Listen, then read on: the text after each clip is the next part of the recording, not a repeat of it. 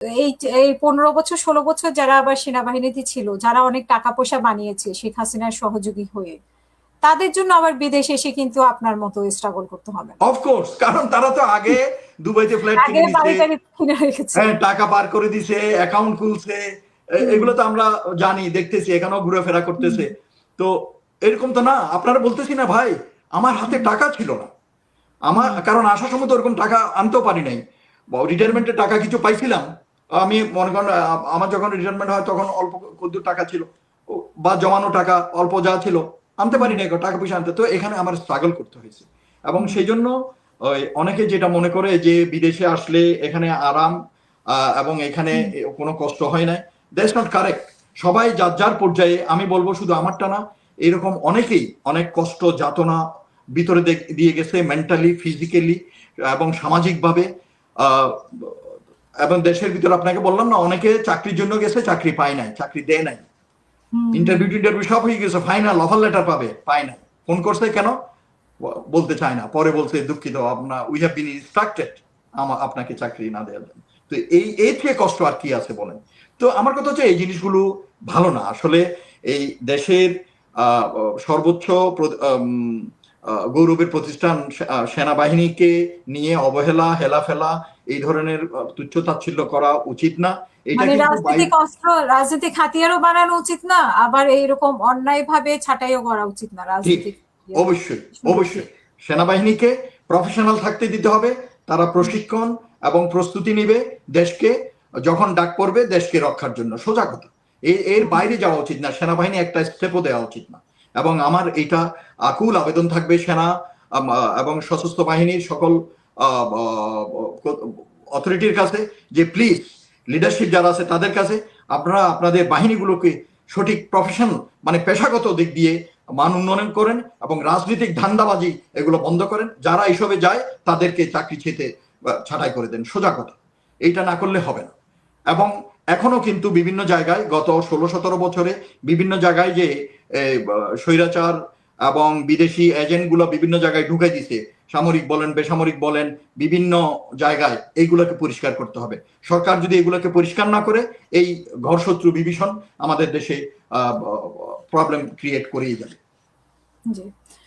আমি major general রোকন উদ্দিন, আপনার উপরে অনেক কিছুই গেছে, শুধু আপনি না, যারা এই পরিস্থিতির মধ্য দিয়ে গিয়েছে তাদের সবারই একটা খুব খারাপ সময় গিয়েছে, কিন্তু তারপরও এখন আপনারা হয়তো এই সরকার বিবেচনা করেছে, কিন্তু এই সরকার যদি মানে পরিবর্তন না হতো তাহলে হয়তো বা আপনারা এইটুকুও কখনো ক্লিয়ার করতে পারতেন না, মানে যাদের কাছে সামাজিক ভাবে, পারিবারিক ভাবে বা নিজের কাছে যেভাবে আপনারা প্রতিনিয়ত একটা যন্ত্রণায় ছিলেন, সেটা হয়তো হতো না।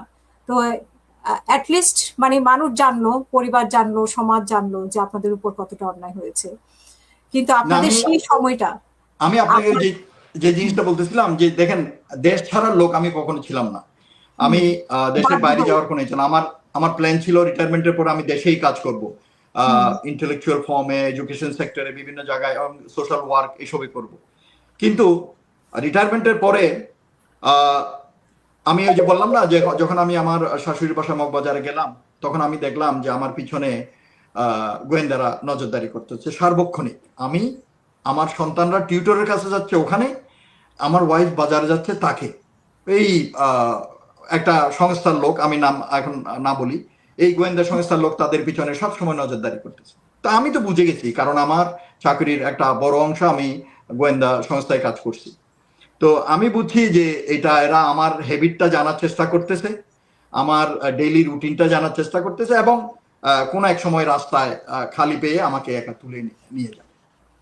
এর কয়দিন পর আমি হঠাৎ আমার কানে আসলো, একজন জানালো যে ওই আমার ইমিডিয়েট আগে বা একসাথে কয়েকজন মেজর, লেফটেন্যান্ট কর্নেল, জুনিয়র অফিসারদের বরখাস্ত করা হয়েছে, এবং ওদের কয়েকজনের বাসায় রাত্রিবেলায় গিয়ে হানা দিছে। দুই একজনকে ধরে নিয়ে গেছে, আর বাকিদেরকে হয়তো পাইনি, এরকম।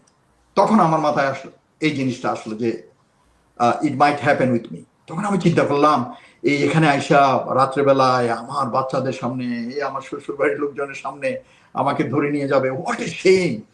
আমি এটা মানতে পারতেছিলাম।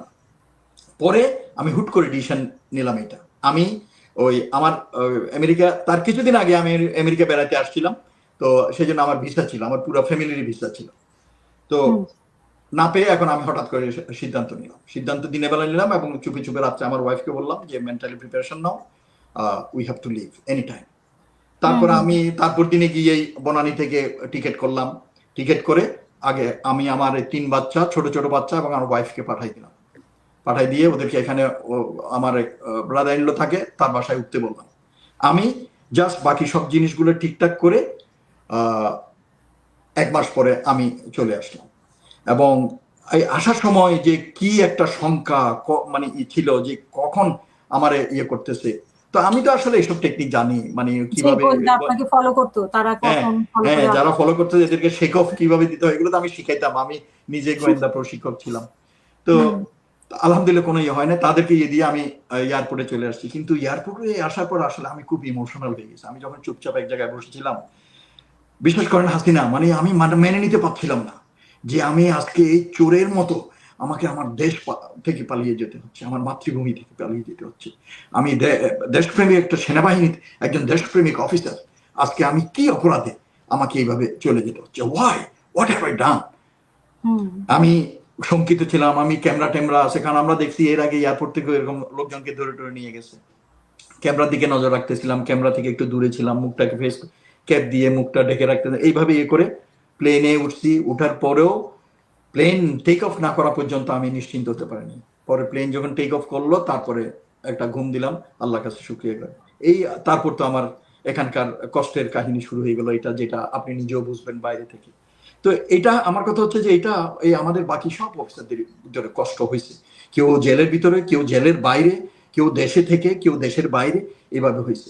বাট এই ধরনের পরিণতি কিন্তু আমরা কোনোদিন চাই নাই। আমরা যখন সেই গর্ব নিয়ে সেনাবাহিনীতে জয়েন করি, যোগদান করি, তখন কিন্তু আমরা একটা গৌরবের সাথে যোগদান, গৌরবের সাথে অবসর, এইটাই আমাদের সবার আকাঙ্ক্ষা থাকে। কিন্তু এটা হয় আমাদের সিস্টেমের কারণে, আমাদের সরকারের কারণে, রাজনৈতিক দলগুলোর কারণে, রাজনৈতিক সরকারগুলোর কারণে, এবং আমাদের ভিতরে কিছু টাউট বাটপাট যে সদস্য থাকে তাদের জন্য। তো এইটা কিন্তু দুঃখজনক, এটা কিন্তু হওয়া উচিত। আপনার কাছে একজন বারবার প্রশ্ন করতেছে যে জিয়ার ব্যাপারে সরকার কেন সিদ্ধান্ত নিচ্ছে না। জিয়ার ব্যাপারে আমি আসলে জিয়ার সাথেও আমার কথা হয়েছে, সে দেশের বাইরে আছে। জিয়া আমার ব্রিগেডে চাকরি করতো, আমার আন্ডারে। সে একজন খুবই প্রফেশনাল অফিসার, এবং তাকে কিভাবে ট্র্যাপে পড়ানো হয়েছে, জঙ্গি বানানোর গল্প করা হয়েছে, এবং তার ব্যাপারে আমি লেখছিও, পেপারে লেখছি, জাতীয় পত্রিকায় আমার লেখা প্রকাশ হয়েছে জিয়াকে নিয়েই। আমি আমার ভিডিও ছাড়ছি, এবং থ্রু প্রপাত চ্যানেল আমি রাওয়াকে রিকোয়েস্ট করছিলাম, রাওয়াও এটার ব্যাপারে স্টেপ নিছে। ওর কেসগুলো, ওর তো একটা কেস না, অনেকগুলো কেস আছে, এইগুলো আমার মনে হয় লিগালি এখন ইয়ে নিবে। সরকার তো আসলো, আমি আশা করি সরকার এই ব্যাপারে পদক্ষেপ নেবেন, কারণ অনেকেরই এই ধরনের বেআইনি এবং বানোয়াট মামলা যেগুলো ছিল ওগুলো ক্লিয়ার করছে, উদ্ধার এবং ইয়ে করতেছে। জিয়া অনেকদিন ধরে তার বাচ্চা কাচ্চা ফ্যামিলি এদের থেকে দূরে আছে, এদেরকে দেখতেও পারে নাই। তো আমি আশা করি সরকার এই জিনিসটার প্রতি লক্ষ্য দেবেন জরুরিভাবে, কারণ এটা নিয়ে আমি যতদূর জানি রাওয়া থেকেও, রাওয়া চেয়ারম্যান গিয়ে আইনমন্ত্রী, স্বরাষ্ট্রমন্ত্রী এদের সাথে দেখা করছে, এবং সরকারের দৃষ্টি আকর্ষণ করার চেষ্টা করছে। আশা করি, আমি হোপফুল, হয়তো হবে, একটু সময় লাগতেছে, এবং দোয়া করি যেন এটা সমস্যার সমাধান হয়, ওর কষ্টের দিনটা শেষ হয়।